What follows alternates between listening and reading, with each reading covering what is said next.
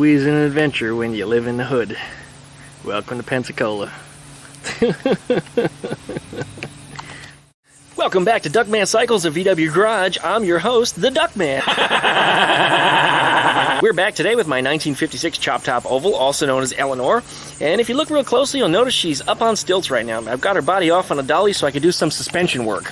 And if you watched the last video, you saw that I tore the rear shock tower area apart so I could get the Porsche spring plate to clear it. So anyway, that turned out to be a little more work than I anticipated over there, but I couldn't finish it in the last video because I kept getting called to work. But guess what? Today, once again, is my day off. So if you hear my phone go off a whole bunch of times in this video, we're going to laugh at whoever is trying to bother me. So anyway, we're going to continue away at this project and try to get this thing together. It'd be nice if I can get at least one side done today before jumping into something else. But anyway, as I mentioned before, we need to make that spring plate fit on the front because it has bolts that stick out the back side of it. On the back side, I'm going to actually use a piece of plate to reinforce it because I did have to cut away some of the vertical metal that went in like this. So I need to put something on the back to put back whatever I removed. I don't want to have that shock tower breaking off. From my understanding, people that have cut them out that way didn't break off for them. But yeah, I'm not going to put myself in a situation. Let's go ahead and reinforce and do it the right way first and never have to worry about it again. So don't forget to like, comment, and subscribe. Make sure you pluck that little dingle belly down there next to the subscribe button so you get updates every time I upload a new video. And don't forget, I've also got other channels out there such as Skeeter the Duck, VV the Duck VV, Duckman Cycles, which is this channel.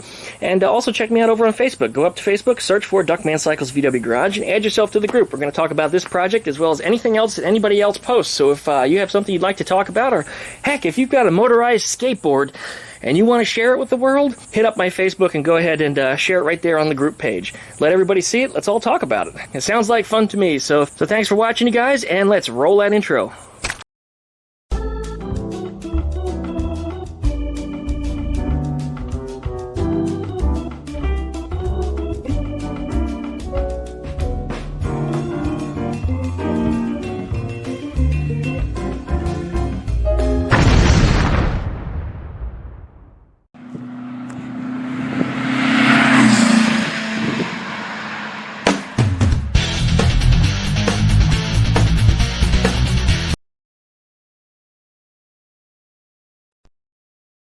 Alright, so we're back, and you can see the area here that I clearanced. So that way the bolts that are back here on the spring plate will clear the shock tower. And you can see it's hitting on the bottom because I kind of tapered it. So I need to come down a little further and do a 90 degree.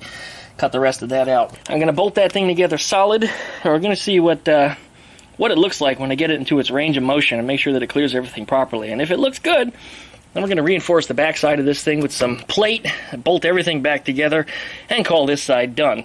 And then repeat and do the same process over here on the other side. But anyways, I got with me my best friend, a little bit of rum and cola. Hell yeah. This always makes the job a lot better. I made a little mistake when I made it because I accidentally flash froze the cola in the freezer. I put the can in there and kind of forgot about it. And when I came back, it was hard as a rock. And I thought it was just because of the pressure built up in it. Well, anyway, when you crack the can open, guess what happens? It just starts spitting foam everywhere. The soda doesn't actually come out of it, you just get a whole lot of foam. So anyway, I had to use a can opener to cut the top off of it and dump all the ice out. And all the fizz is completely gone, but it's kind of slushy, which really isn't too bad. It's kind of like having a Slurpee, a nice cola Slurpee, with all the added benefits of rum. So I'm enjoying that one. Anyway, we're going to make some adjustments here, a little more cutting, a little more grinding. And we'll be back in just a minute. We'll see how that turned out.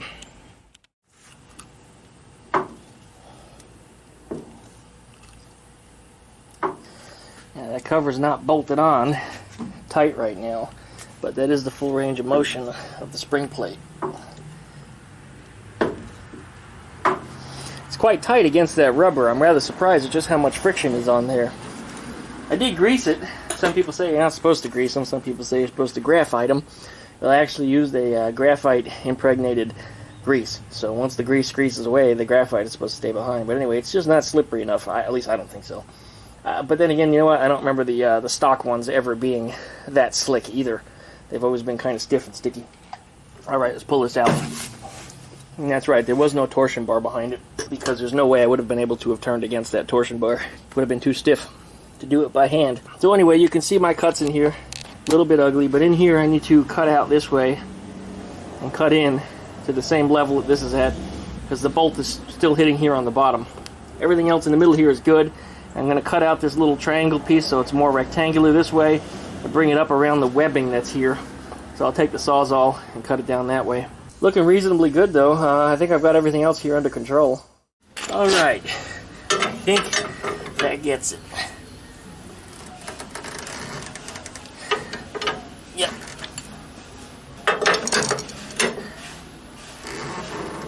Both directions.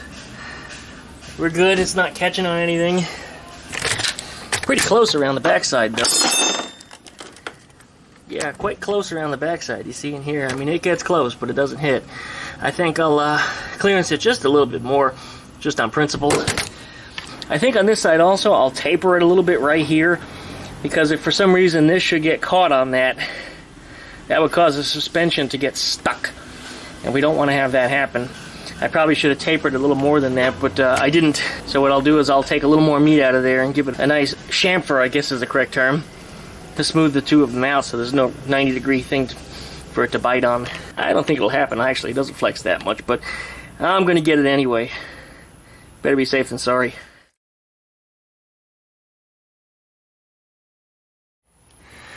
Well, I've got it all cut out and all boxed up on the reverse side.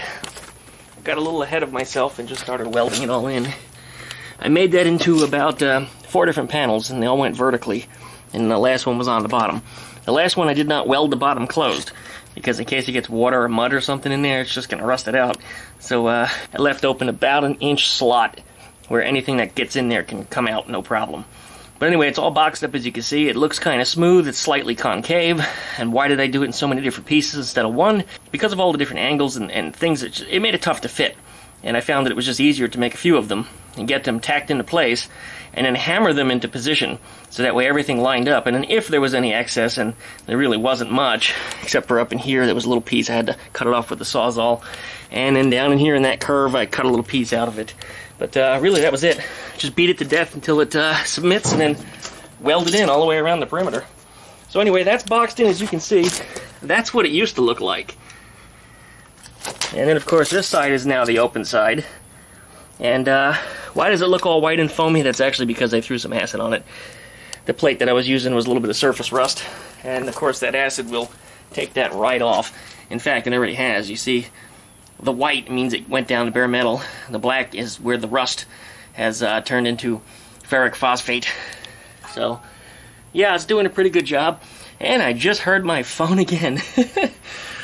During the process of this video, I think my phone went off about 8 times, and I've ignored it every single time. But anyways, there's where we're at right now. Made some huge progress, but I only got one side done. It's about 6 o'clock now. I got a couple more hours. I'll probably start putting this back together just for a dry fit, and let's see how that turns out.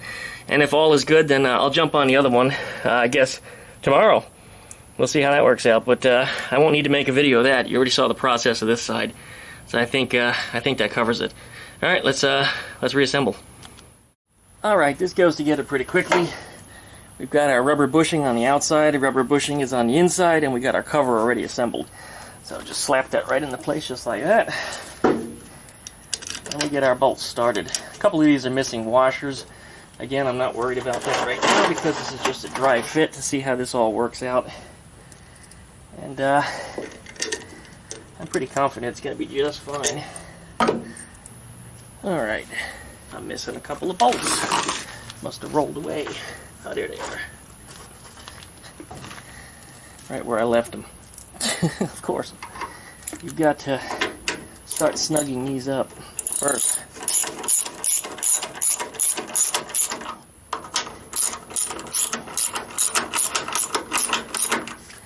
And what that does is it begins to compress that rubber bushing, and then you can get the other bolts started.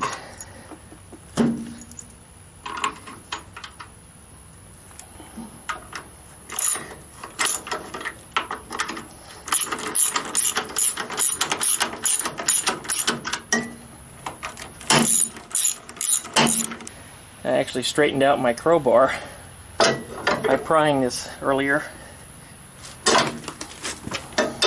That rubber bushing fits really tight on here. I can imagine the best way is probably to bolt something to the end here and then pivot it, but underneath these nuts here, it's just not enough leverage. Anyway, can I go up? Yeah, I can. The good news is the nuts on the backhand side are not hitting anything anymore. Let me show you that. Yeah, you see that in there? The nut has, or bolt I should say, has a few millimeters of clearance. That's all it should need. And then the other one, which is further to the inside, actually has more clearance than that because I took a little meat out of the webbing that ran across the middle in here. So, yeah, I'm pretty confident that works well. Those rubber bushings, I'm going to have to lube them up a little more. I do know that they are very sticky by stock standards, but that seems to me like they're a little more sticky than they should be. So I'm going to have to investigate that a little bit, or possibly just throw more lubricant on them. But, yeah, this is all bolting together the way it should. The spring plate is actually touching the inside of the shock tower the way it's supposed to. And, yeah, I'm quite confident here. I think this is good. This is good. Okay, we're going to let this phosphoric acid dry, and then we're going to put a coat of paint on it, and then reassemble the whole thing. But because the phosphoric acid has to dry overnight, that's going to be the end of this video. So don't forget, like, comment, subscribe, pluck that little dingle belly you see down there in the corner of this video. Make sure that you share this with a friend. Post comments. I want to hear what you guys think about what I'm doing here. And as always, join me up on Facebook. In the search box, type in Duckman Cycles VW Garage, and then join that group. You'll see the discussion on this project, as well as some of the others, like the Pook Moped. And there's Eleanore right there. So, here we are. Thanks very much for watching. I really appreciate you guys. See you next time.